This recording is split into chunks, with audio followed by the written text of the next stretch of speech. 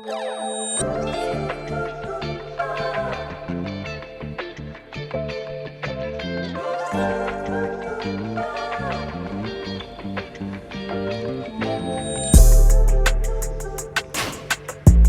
man. I'm your host, Avi, and you're sparking up with VANSNWEED. Make sure you like, comment, and subscribe, and hit that post notifications button, man. Today we got DonBlak outside with us. Hey, how you doing, man? Cool. For sure, for sure. So, on the show, we like to start from the beginning, get a sense of who you are, where you come from, etc. So, tell us a little bit about your upbringing, your family. Yeah. Oh man, where to start? In short, you know, Dante. My name Dante.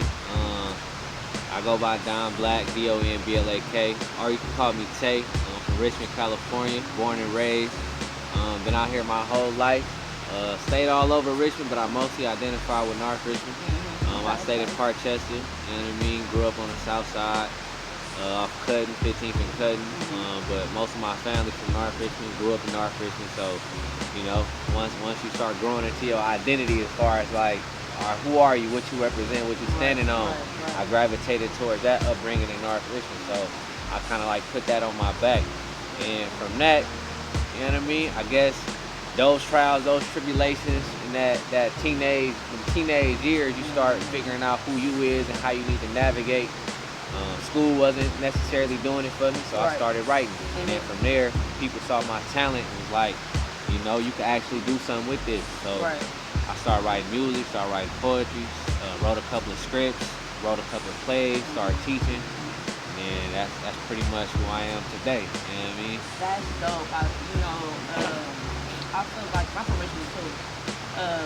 You know, Richmond is looked at in a certain type of way, kind of how Oakland is looked at, like, you know, like, oh, it's hella like, you know, shooting, it's hella violent out there, but it's a lot of dope people that come out of Richmond, a lot of like, you know what I'm saying? Like, people forget that. I feel like, you know what I'm saying? They talk about Richmond, like, if you really listen to people, how people talk about it sometimes, I mean, like, you really think that's how we is all the time? Like, they ain't never been to Richmond. Yeah, I noticed you that. definitely haven't been. You know a lot of people who experience Richmond is outside of Richmond. Right. A lot of you don't really get a lot of people from other cities just kicking it in the rich. Yeah. But you will get a lot of people from the rich kicking it in they section. So they experience us kind of like when we almost in a sense out of bounds. So we kind of moving in a certain type of way because it's like I ain't from over here, but I'm gonna get home. Right. But when we home, it's kind of like, oh man, it's cool. You know what I mean? But not a lot of people get a chance to actually come to the soil, so they don't really know. Yeah, you definitely gotta come to Richmond if you don't know. You gotta come to the rich, man. It's a family town. For sure, for sure. Oh God.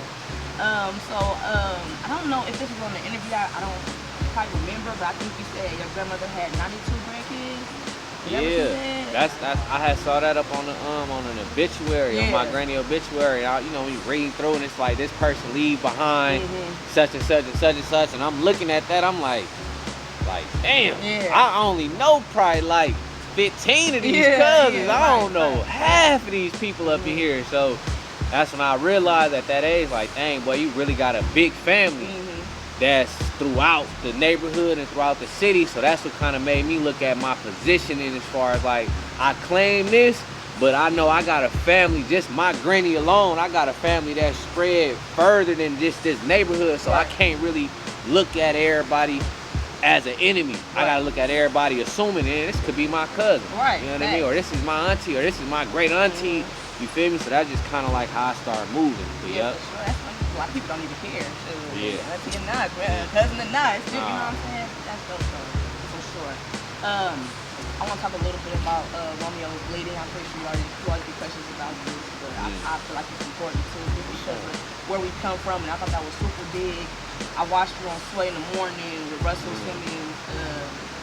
Can you talk about the documentary a little bit and what it means to you? And So Romeo is Bleeding is a play. It's a play. No, my bad. Romeo is Bleeding is a documentary that came out in 2017 through All Deaf Digital, which is executive produced by Russell Simmons. But the documentary follows me in 2012, 2013, writing a play based off of Romeo and Juliet.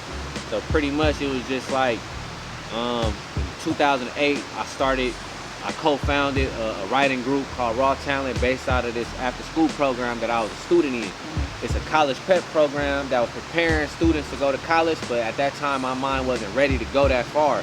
But they knew that I was interested in writing. So one of my English teachers there was like, if I start this program, would you help me develop it? So I'm 18, you feel me? My mind was on the street. So at that time I'm like, if I don't do the streets and I don't go to college, this would be my out. So I started writing poetry and helping these youngsters at this program write poetry. So from 2008 up until like 2012, that's what we was doing workshops, going into schools, recruiting kids, teaching them how to write, putting on shows, and that's how we grew our name and my reputation as a poet.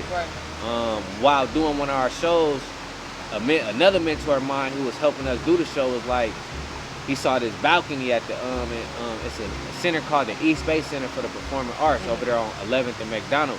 And they got this balcony. He was just like, man, this would be a dope setting for Romeo and Juliet. And I was like, hell nah, you feel me? We ain't doing no Romeo and Juliet, because the way that it was presented to us was just kind of like it was inaccessible for us to understand the language, the culture, and all of that. And I was like, nah, that's corny. But after we did that show, we had elements of theater in it.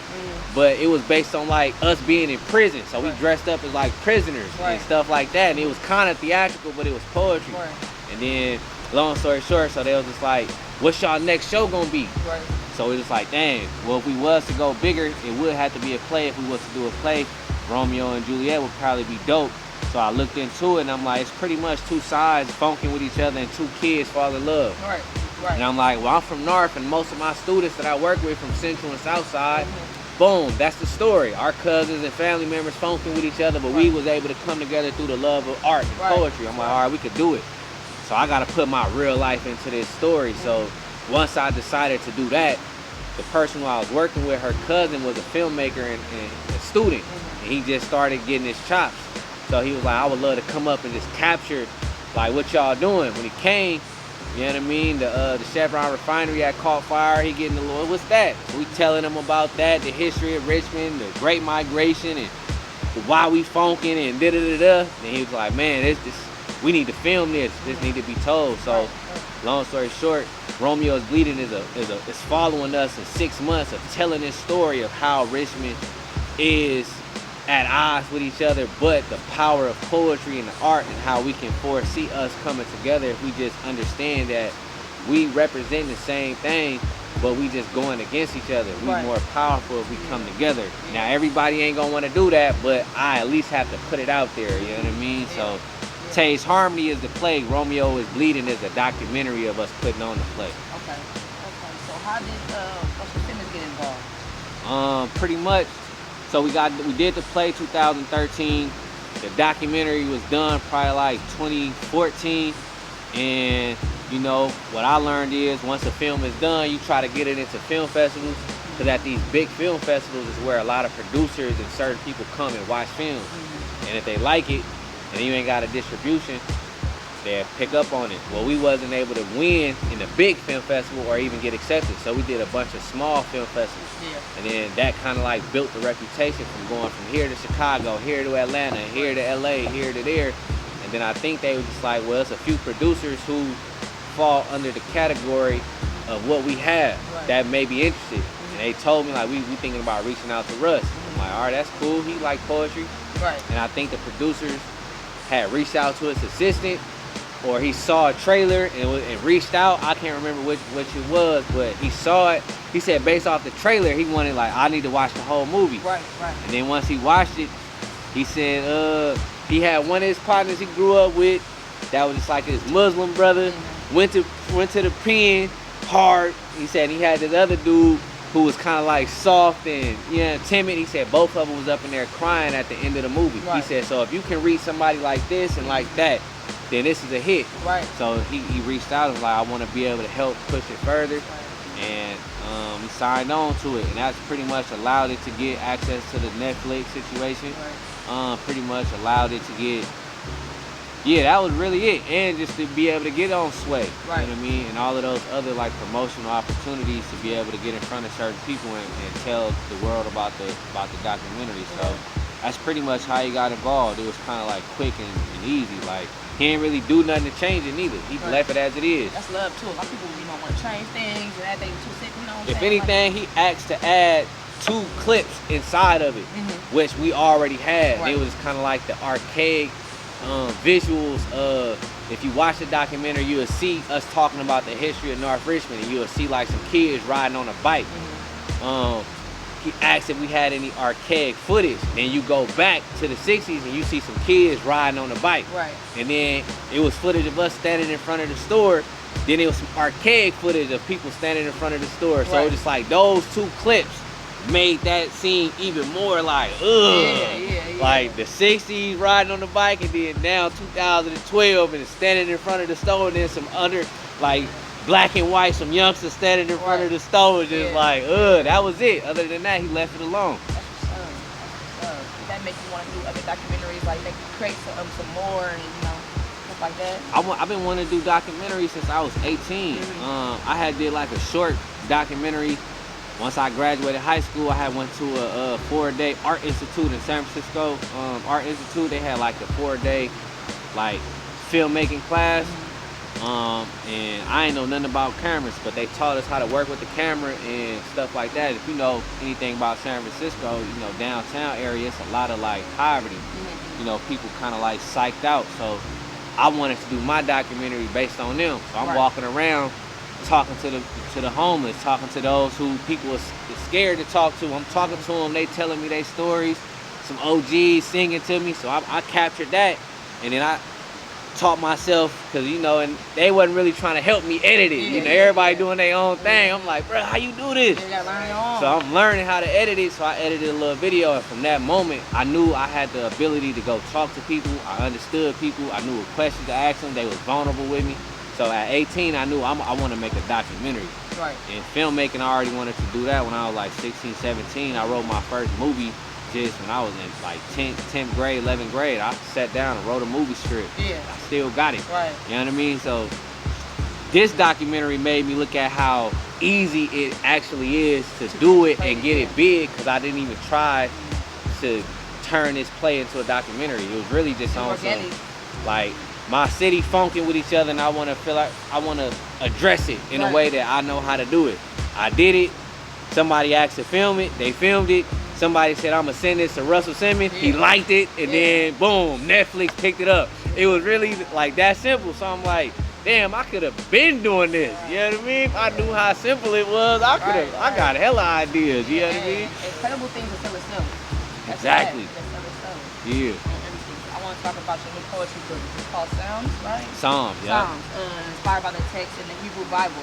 Yeah. Please talk about that a little bit. Man, so pretty much, like when you read through the Bible, it's a chapter up in there, or it's a book called Psalms, Proverbs, and it's pretty much like prayers, songs, hymns, or things you see. Like most of them was written by King David, and anybody who know the Bible know that King David was considered like a beloved of God, like a person that was after God's own heart. So a lot of the songs that he wrote was for like worship, was for like praise, was asking God for forgiveness, asking God to protect them, etc., etc.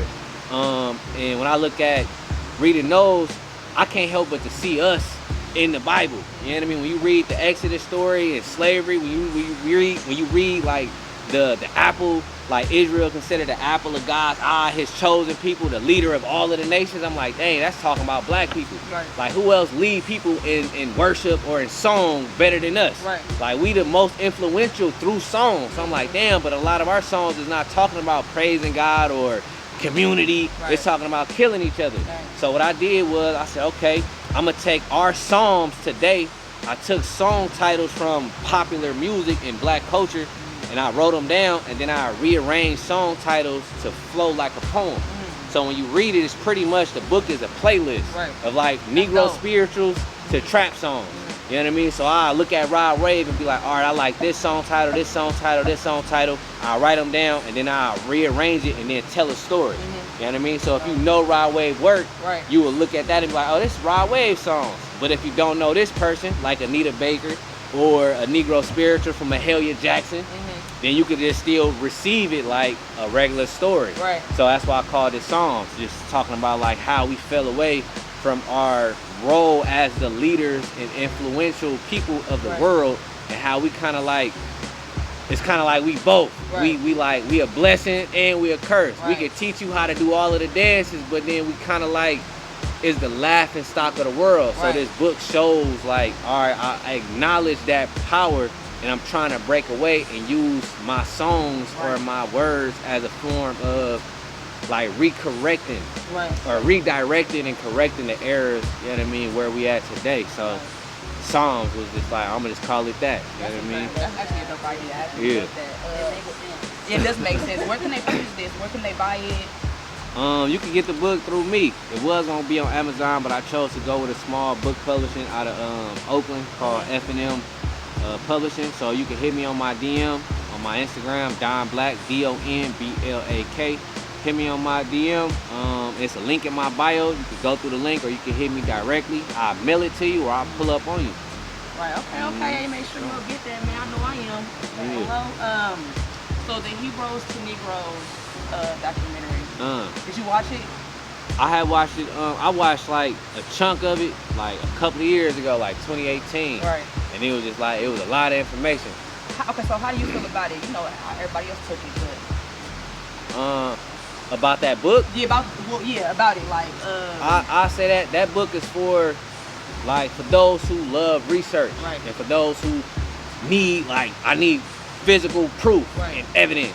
And I feel like that's what that book is. It's pretty much saying like, this book is a compilation of information and text that proves that those who the world consider Negroes are actually the children of the Bible.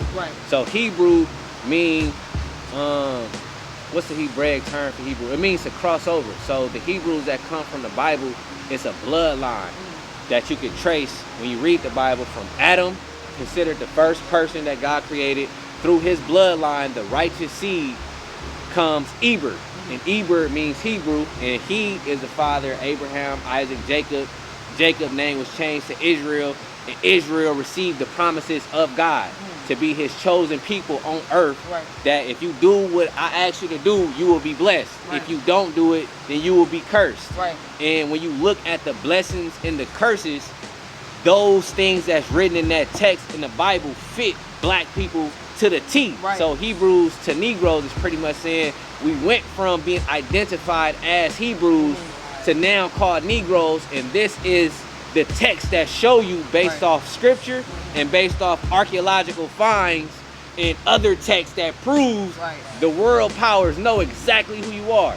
They just don't want to tell you that, because they know once you recognize that and you walk in that power, everything that's holding you back will now be, that's your passport to your freedom.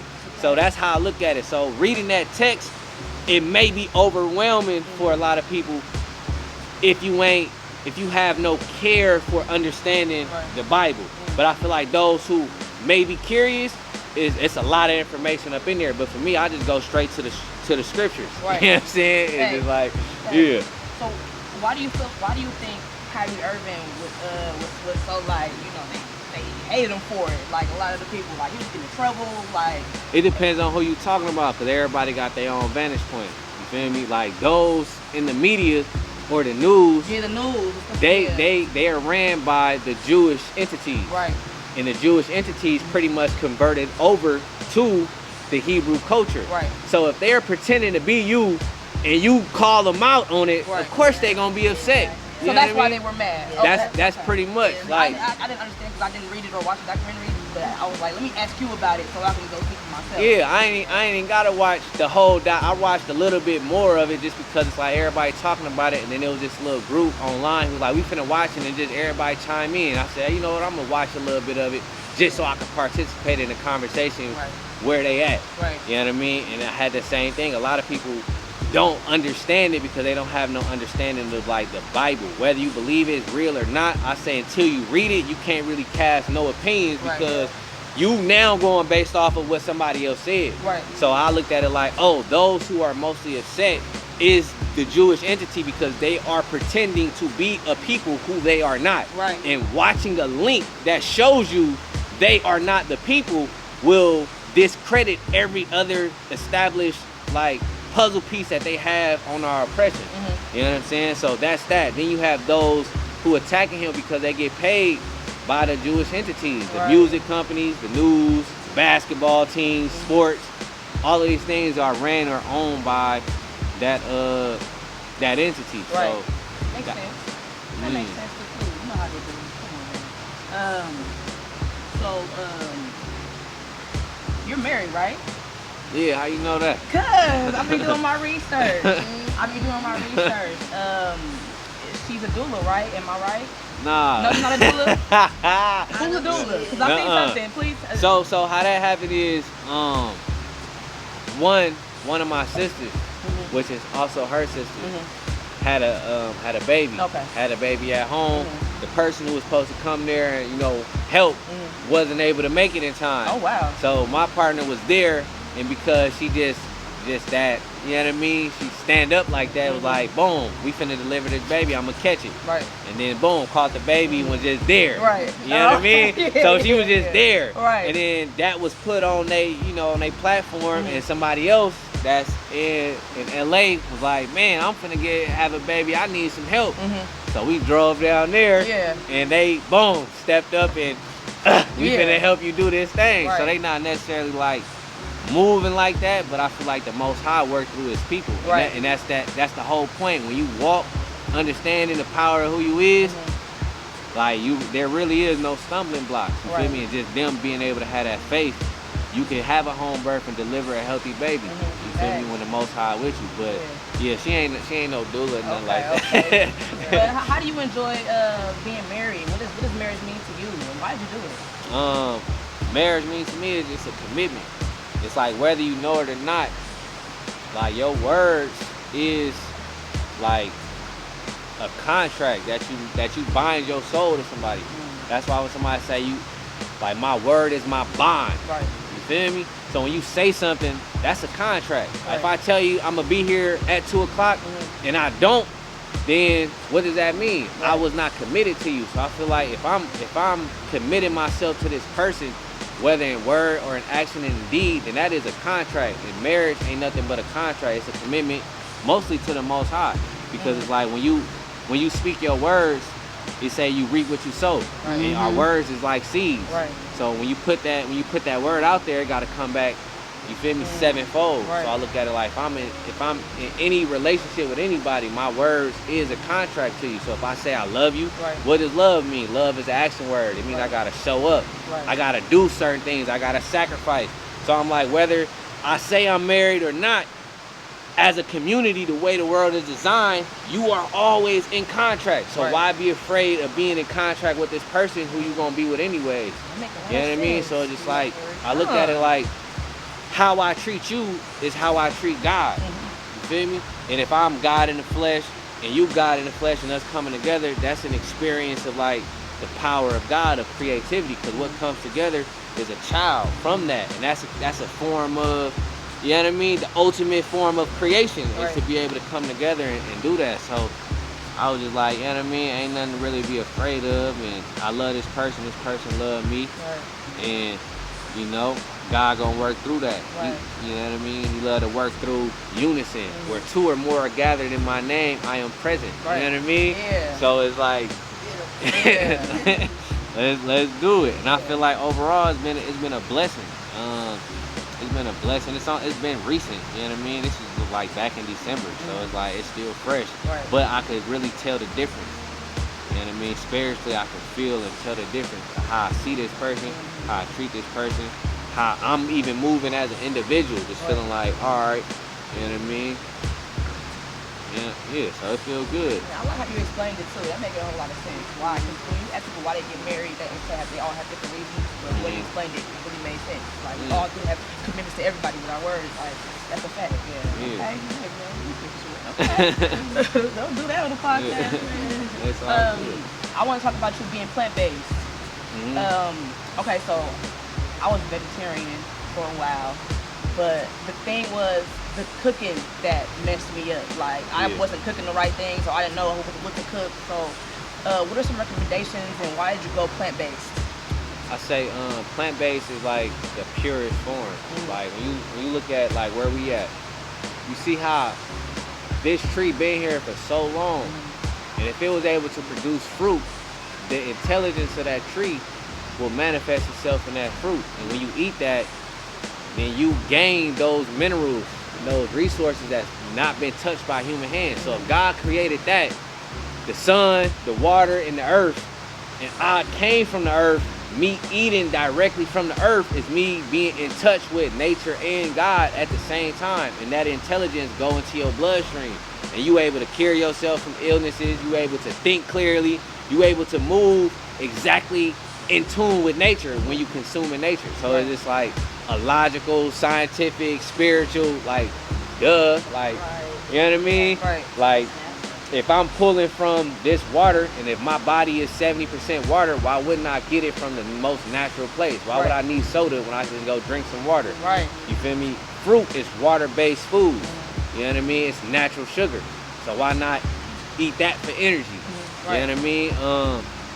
Yeah, so I went plant-based. It was just kind of like, and I started looking at, you know, I used to love going to Mel's diners. You know what I mean? McDonald's and all of that. And one day I was sitting at the diner and I was just like, man, all of this chicken can't be coming from chickens, and all this meat can't be coming from cows. It's a McDonald's on every corner. It ain't enough cows for all It ain't enough cows. So one, what meat is that? Two, what is they doing to the meat in order to be able to provide this many burgers every single day in one city? Now you thinking about across the world, and that's just McDonald's. That's not including diners, Applebee's. I was just sitting there and logically I'm like, they putting something up in there that's gonna cause illnesses, or it's not really what they say it is. So I'm not eating that. I'm gonna eat this because I know an apple. You know what I'm saying? That's an apple. You know what I mean? That's an orange. They might still be doing something to that, but it's ways I can go get an apple straight off the tree. You know what I mean? I ain't just got no cow. You know what I mean? Just in the backyard. And once I chop it up, you can't just go get another cow. You know what I mean? I can go get another apple though. And I can get mushrooms and I can make it taste just like chicken. So then I realized like plant-based is pretty much just like using natural resources and making it taste exactly to your liking. So how do you do that? Boom. So if you want chicken, what's the ingredients? It's the meat, it's the flour, it's seasoning. So you get something that tastes like, that has the texture of chicken. Mushrooms. I get flour, the same seasoning, and then you fry it. Boom, it's gonna taste just like chicken. If you like noodles, you can make that out of vegetables. So you can get a little thing, you could blend the vegetable, it can come out like a noodle, and then boom, you can make your spaghetti. You know what I mean? So it's like, it's pretty much just like, what do you like and enjoy, and figuring out substitutes. So milk, you can make milk naturally through like nuts. You can make walnut milk, Brazilian nut milk, almond milk, hemp milk. You could blend that up. Water, little seasoning, little vanilla extract, a little coconut sugar, blend it up, strain it, boom, you got your milk.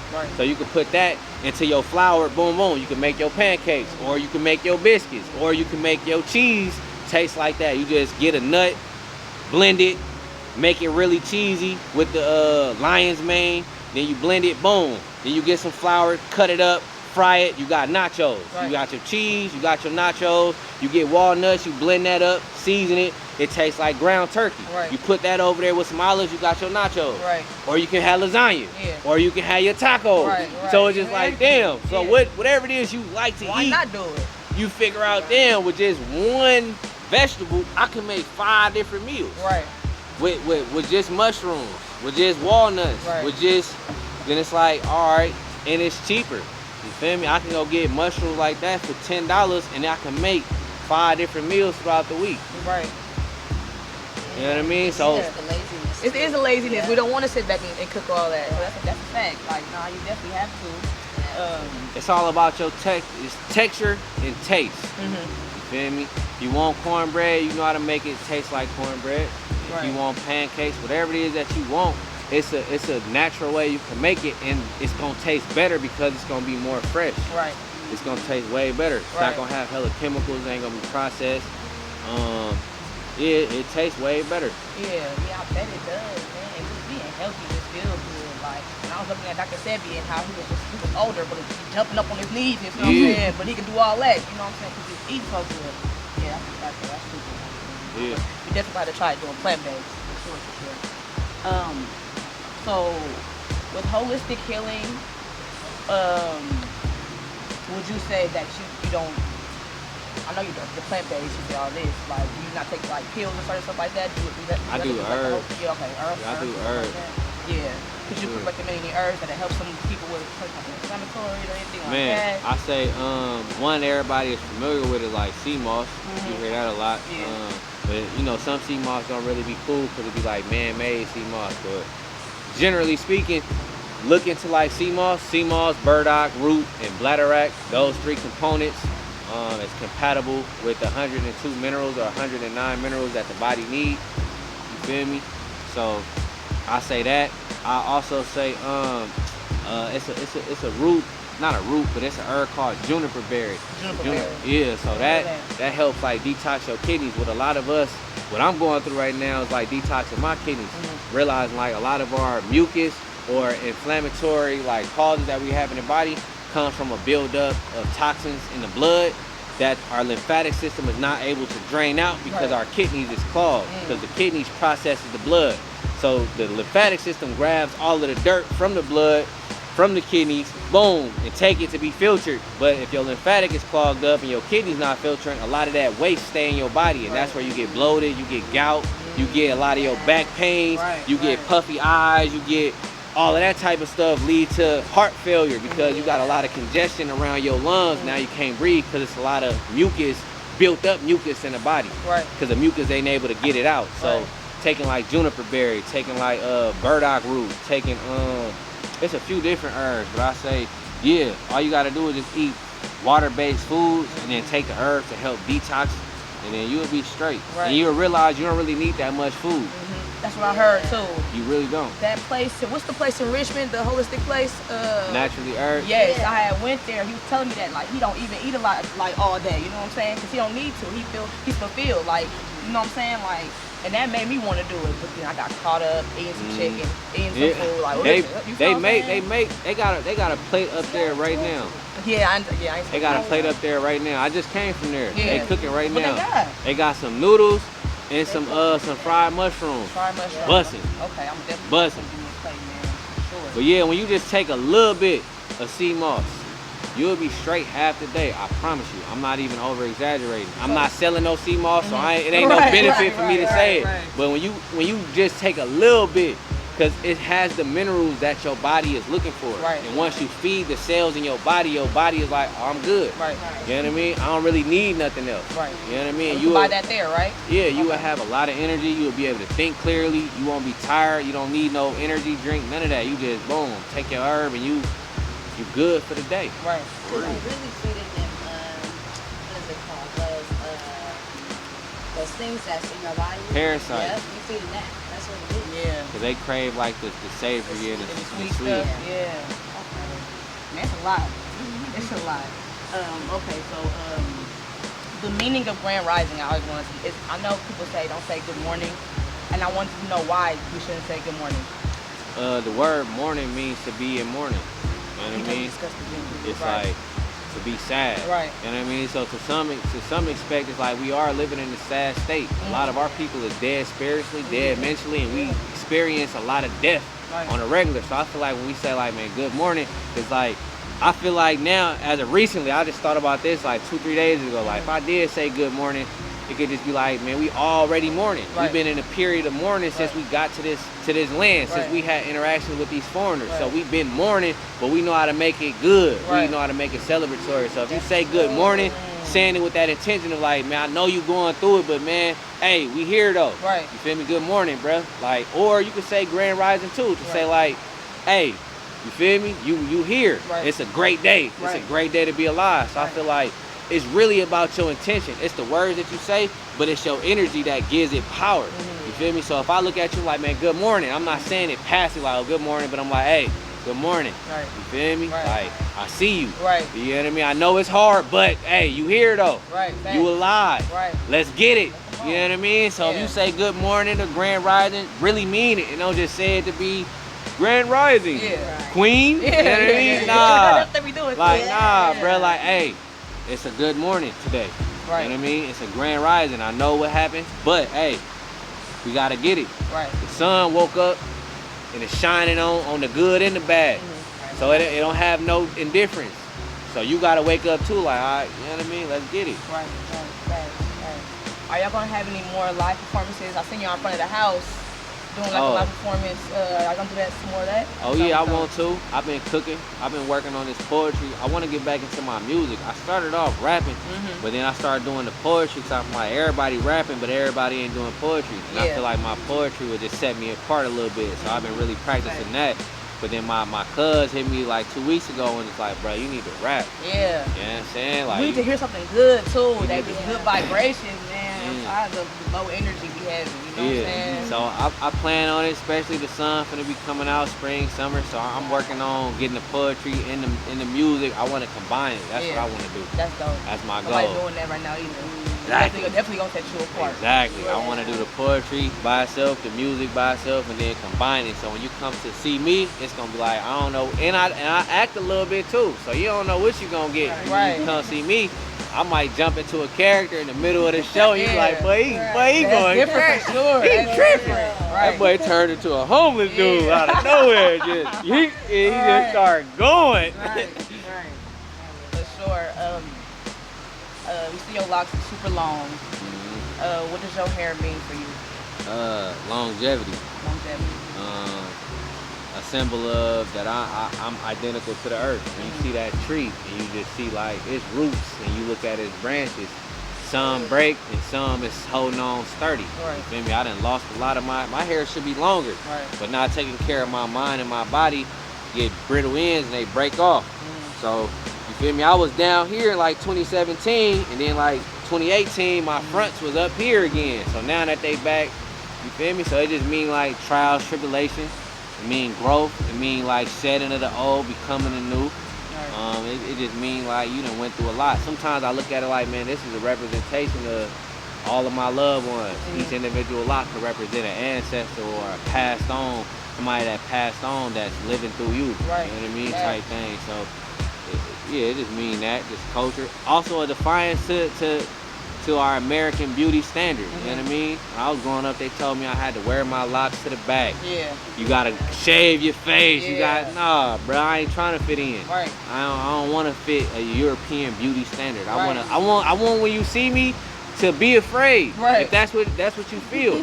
But I also want when you see me, like, man, he looks smirkish, but when I talk to him, really cool. He really, you know what I mean? It's something different about him. So if you can see me this way, hopefully you can see my brothers and my cousins a different light. So I try to look like the dread. You know what I mean? That's what they call these. Because it was dreadful. But I look at them like, nah, bruh, these locks. I represent like the chains that y'all put on us, but I represent that freedom. Like, you know what I mean? The good morning. You know what I mean? For sure.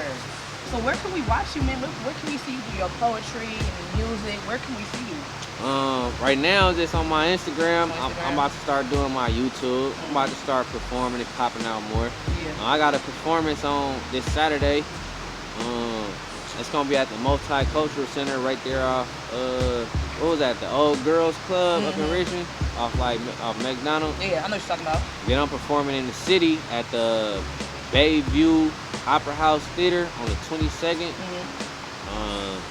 I don't know, man. I gotta get I don't really be promoting like that. I just pop up, perform, and dip. I don't really be telling nobody. I'm trying to get more comfortable with sharing my location. And I'm gonna be here, pull up, and be like, I don't be feeling comfortable doing that. Are you like a private person type thing? I'm really a private person. But at the same time, it's like if you ask me, I'm gonna tell you. But I don't really be forcing what I do on people. Like, hey y'all, this is what I'm doing. Look at me. I just be like, if you saw me do it, you saw it. If you didn't see it, you heard about it, that's what's up. You know what I mean? I ain't hiding, but I ain't gonna put it out there type thing. But I do have to step into my power and start putting it out there more. So I say, if you wanna tap in with my music and my poetry, my Instagram, that's where I'm most active. You know what I mean? But as I start getting more comfortable with putting out my stuff, you gonna know.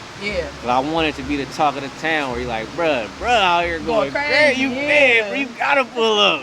He only do a show once a year, bro. You gotta come.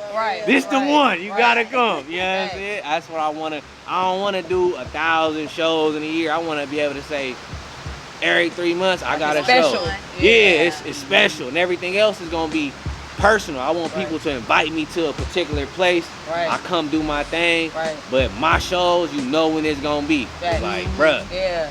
February, Don is doing his thing. Yeah. You gotta, if you don't come February, June. Yeah. If you don't do June, October, and then he might do a surprise one. And you gotta stay tapped in, bro. He going crazy right now. For sure, and it's when it's more, exclusive like that.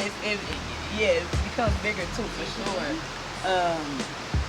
Yeah, man, I want to give you your flowers too, for sure, because you actually came to my school when I was in high school. I think it was like 2017. Yes, that's high school. Yeah, and I thought you were incredible then, but then I forgot about you. Like I didn't know your name, nothing like that.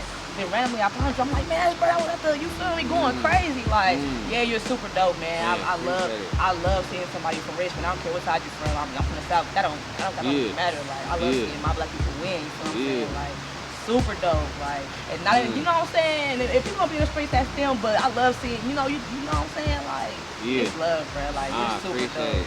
You're super dope. Man, that's dope. Yeah. Because I ain't think I'd be here. So. Man, yeah. Hey man, we're glad you're here. We're glad you're still breathing, and it's a blessing to be here for sure. I wake up every day and be like, man, I'm happy to be here. You know what I'm saying? A lot of people not. Yeah. A lot of folks not. So it's a blessing to be here for sure. And it's a blessing to get to know you and talk to you for sure. What do you have planned on next? What's next for DonBlak, man? Man, I want to drop.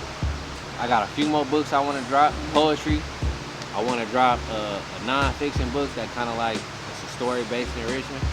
I want to drop like a book that talk about the history of Richmond. I want to finish this TV show I started that's kind of like based in Richmond. I want to write a couple more plays. I want to do a film, and I want to drop at least like 3 or 5 musical projects. You know what I mean? That's really, if I could just do that, I'd be set. You know what I mean? I'd be cool. And then from there, just whatever those projects take me, the TV shows, the films, the documentaries, the books, those speaking engagements, it's going to be that. And that's all I just want to give more positive content out there for people to digest. Some want to watch TV, here go a show. Music, poetry, you want to read, you want to see me in person, cool. And then from there, just kind of like fall back and just be in the community working, figuring out how can I take the finances from these projects to actually put it back into the programs that I feel like need to be out there. And then from that, I fall back. That's dope. You know what I mean? I don't really want to be like in the forefront. I don't want no awards. I don't want none of that. I just want to put out the best work I possibly can. Whatever money I get from that, put it into something that I feel like need to be out there, and then fall back. You know what I mean? It's like make your mark type thing. I put the word out there. I put the programs out there. Now y'all got 2 institutions. You can go listen, watch, or you can go benefit from it. Now the choice is on you. I did my part. I don't really need nothing else from y'all. You know what I mean? I love it, man. So near future, I'm working on my next book right now. It's done. I just gotta rearrange. I gotta arrange it. I got like 3 books I'm working on simultaneously. I'm just trying to put it out. I don't want to keep holding on to it. It's never a perfect time. You just gotta put it out there. So I'm just trying to work on music, poetry, finish this TV show, work on a play, and just try to get as much out within the next 8 months as possible. Well, we excited to see, man. Yeah, it's gonna go crazy. For sure. Hey, man, this has been another segment of Sparking Up with VANSNWEED, man. We got DonBlak outside with us on this beautiful day, man. We out.